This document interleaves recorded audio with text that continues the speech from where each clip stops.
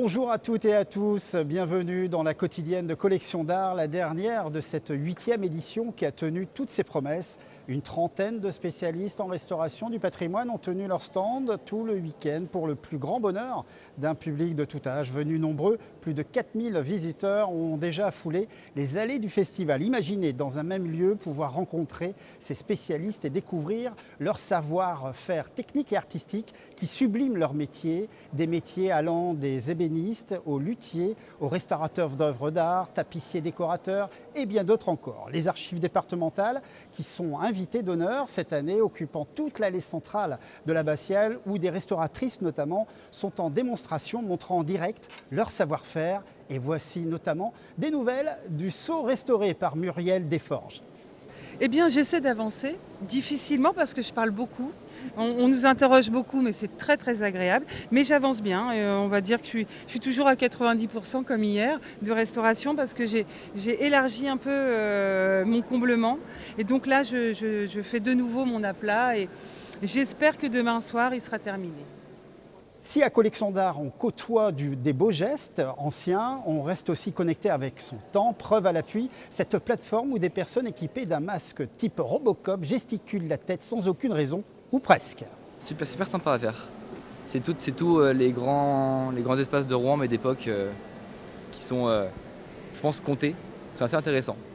Nous aurons comme invité dans cette dernière émission Marielle Olivier d'Antelière Contemporaine avec qui Maïva va tenter de s'initier à la technique du crochet. Et sur ce plateau, nous découvrirons le métier de restauratrice de documents graphiques et parchemin avec Maude Vézier. Et d'ailleurs, sans plus attendre, prenons la direction de Darnétal où se trouve un des ateliers de restauration des archives départementales. Maude Vézier va ouvrir un coffret où se trouve un parchemin ancestral qui ne demande qu'à être restauré.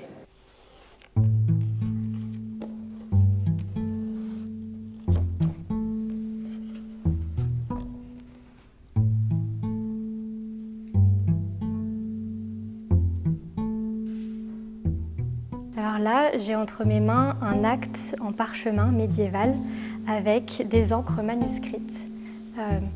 Et puis, on voit encore un reste de latte de textile qui devait certainement supporter un seau en cire. Il y a toujours un risque en restauration, la moindre intervention comporte un risque, donc toujours le plus de précautions possible.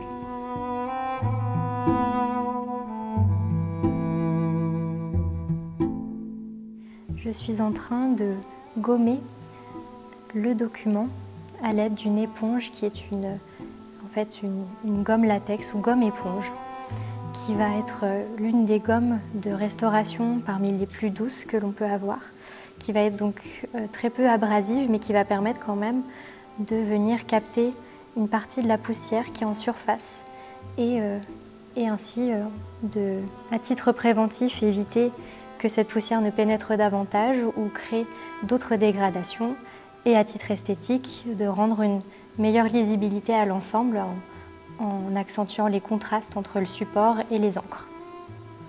Il est assez dégradé dans le sens où il est lacunaire. On voit en fait une partie haute dont il manque certaines parties et également des anciens plis en fait, qui sont des zones plus fragiles que le reste.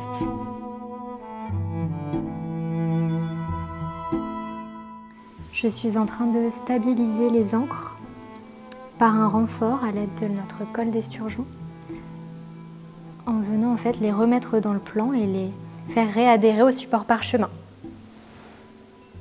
C'est un travail délicat et également satisfaisant parce qu'on retrouve vraiment l'intégralité des lettres quand on peut venir retrouver un mot entier. Le travail est vraiment satisfaisant.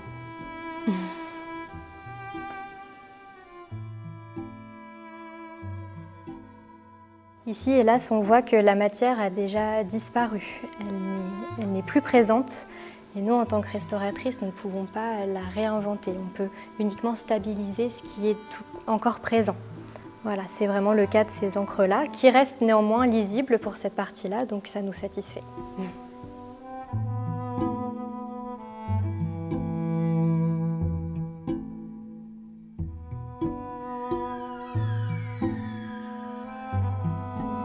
Je pourrais y passer un temps indéfini. On est sur vraiment du détail.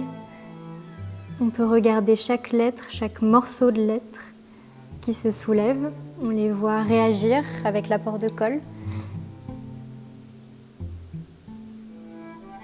Et on vient ligne par ligne comme ça compléter les morceaux manquants qui étaient quasiment perdus mais qu'on peut retrouver quasiment indemnes aussi.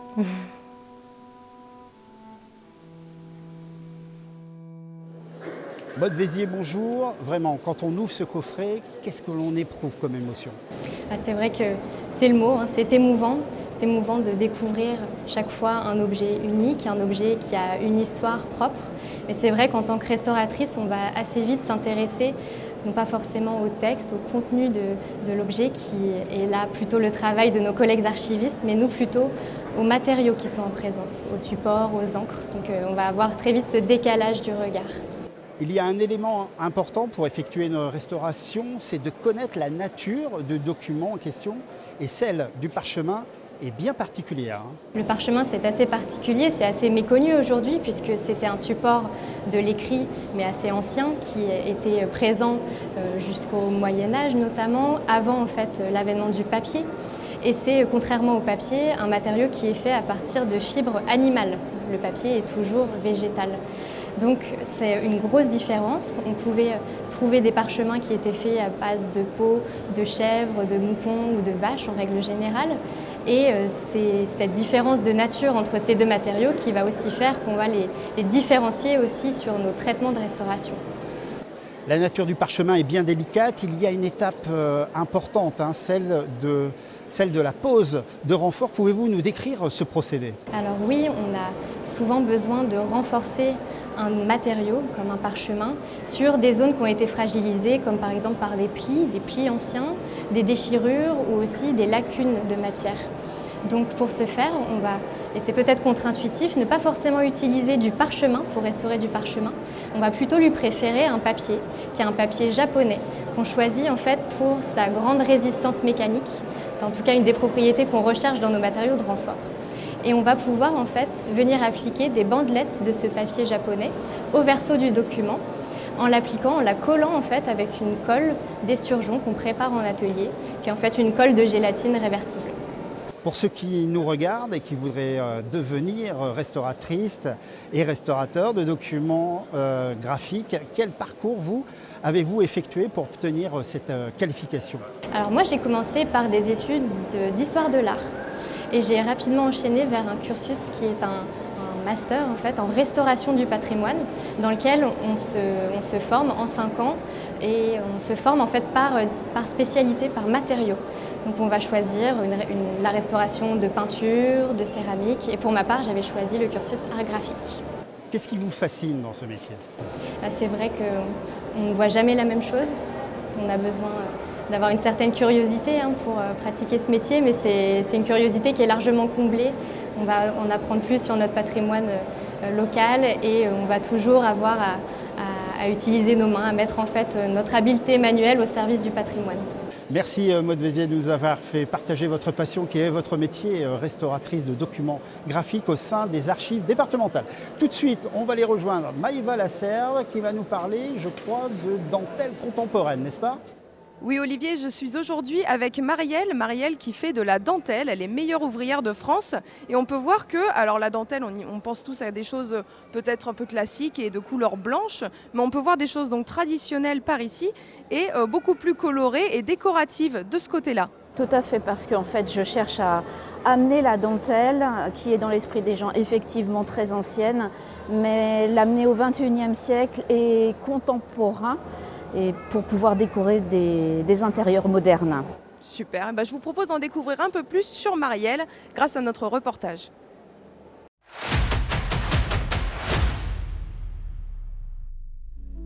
Je trouve aussi du fil soit inox. Il faut faire en sorte que les petits-enfants soient occupés pendant les vacances d'été. Donc j'ai une grand-mère qui tricotait beaucoup, qui crochetait aussi. Quand j'avais, je pense, 8 ans, 9 ans, nous a initiés au crochet. Et le truc que j'arrivais pas à faire, c'est faire un cylindre. Et donc la chaînette accrochée en rond, et ensuite on montait des mailles serrées dessus. Mais ça se terminait tout le temps en cône. J'en avais marre. Ça marchait pas. Bon, après j'ai compris pourquoi, mais voilà, c'était intéressant de savoir faire ça, tout simplement. Mais il n'y a que longtemps après que j'ai utilisé ça.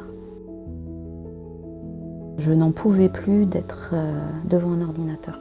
Il me fallait de la matière, il me fallait quelquefois être debout, réfléchir, créer, mettre de la couleur. Enfin voilà, j'avais besoin de tout ça.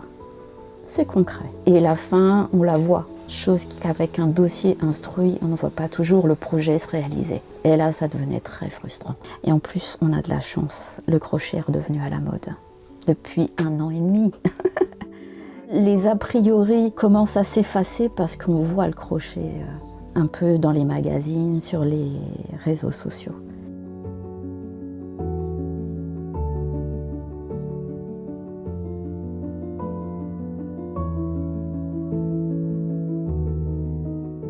J'ai obtenu le concours de meilleur ouvrier de France en 2011. J'ai dû réaliser une paire de mitaines longues jusqu'au coude avec au moins 10 motifs et 4 résilles de fond, avec le choix libre pour le thème décoratif. Donc moi j'ai choisi l'Art Nouveau parce que j'aime beaucoup ce mouvement artistique. C'était tout nouveau pour moi puisque j'avais réalisé des choses mais en partant de modèles. Et là, j'ai dû créer moi-même les motifs, retranscrire un motif, par exemple une feuille de chardon, la retranscrire de manière à ce qu'elle ne soit pas lourde visuellement, qu'il y ait une certaine légèreté, une cohérence aussi avec le reste. Il faut savoir que quand on passe le concours, on n'est plus trop disponible. C'était un projet familial. De toute façon, j'avais rien à perdre hein, et c'était concluant du premier coup. Cette année, j'ai initié des gens de 5 ans à plus. J'ai commencé avec le crochet fait avec les doigts et la petite a très bien pigé le truc. J'étais très étonnée parce qu'il y a eu des adolescents qui devaient être en 3e ou autre, mais non, non, avec les copines et tout, personne ne s'est moqué. Tout le monde était là à essayer et à réussir en plus. La plupart des gens qui viennent s'installer pour s'initier disent « mais moi je ne sais rien faire de mes 10 doigts ». Ce qui est faux en général, c'est juste qu'on leur a jamais appris à faire quelque chose de leurs 10 doigts. Il faut juste apprendre. Alors j'ai mon nœud coulant. Voilà, grand bout, la pince, Et on vient chercher le grand bout. Je viens chercher le grand bout. Et on tire sur la petite queue. Et je tire sur le petit côté. Voilà. Ok, là j'ai une boucle. Avec une grande boucle, alors qu'est-ce que je fais là quand c'est comme ça? Qu'est-ce qu'on fait Margot? Et tu tires, tu réduis. Je reprends le grand, je tire, ah oui et ça coulisse. Voilà. Ok. Super hein. Et on recommence. Et on recommence. Ok, ça marche. Bon bah moi je vais m'entraîner un petit peu et ce que vous pouvez faire c'est retrouver sur Instagram les réseaux sociaux de marielle.olivier.moff. Merci Maïva, bravo d'avoir tenté cette première expérience de la pratique du crochet avec une certaine réussite, je dois l'avouer. Avoir un cours quasi personnalisé par un meilleur ouvrier de France, cela ne se loupe pas. C'est encore possible de rencontrer Marielle Olivier et tous les artisans d'art jusqu'à 19 h ce dimanche soir. Notre dernière émission est terminée. Merci de nous avoir suivis. À très vite pour de nouvelles découvertes du patrimoine de ce beau département de la Seine-Maritime.